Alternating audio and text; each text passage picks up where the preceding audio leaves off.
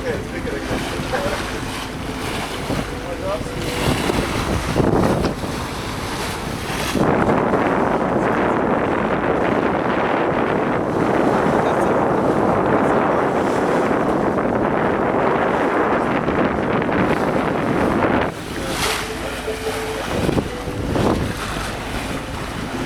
This is like another complete artificial beach.